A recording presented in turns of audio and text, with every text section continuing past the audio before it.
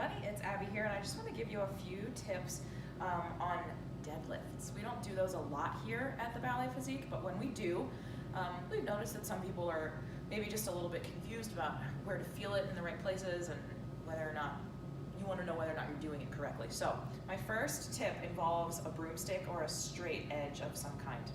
What you're going to do with this is place it along your back, and you need to make 3 points of contact. One right at your sits bone, your tailbone, another in your mid-back, and then your head is going to make that third point of contact.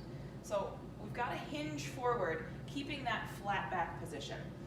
And this can be a tricky thing to feel when you don't have something tactile to push against, right? You may be thinking, I'm going to take a flat back forward, but all of a sudden we get into a pose like this that isn't actually a flat back, right? You can see my back is rounded. And without that feedback from a tool like this, you might not know that you're not in a flat back. So again, if you have something like this at home, just try it a little bit.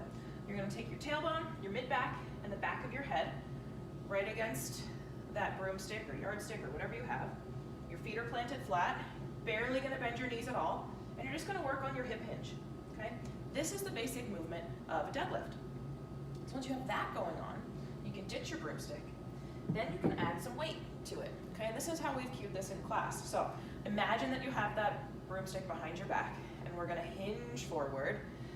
The weights make you feel the work in your hamstrings a lot more because there's something carrying you down here. Then to get to the top, you keep that flat back position, but think about squeezing the backs of your legs and your glutes as you come up to the top.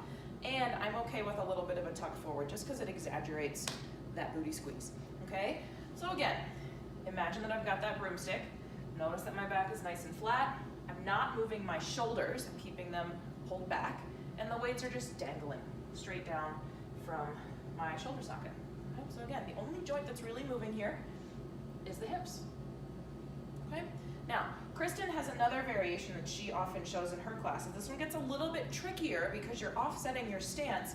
What we're going to do here is target the front leg more than the back leg. Nothing changes through that torso. Arms are going to remain the same, but you're hinging forward and then coming back up. Now I can already feel this a lot more on my left leg because instead of distributing the weight between 2 feet, I have now put the majority of the weight on my front leg to do all the work on that side. So again, if you're ever confused about your deadlifts, know that if you're not feeling it in the back of your legs and your hamstrings, and then at the very top with that glute squeeze, something probably is off. So I would recommend trying some of those tips.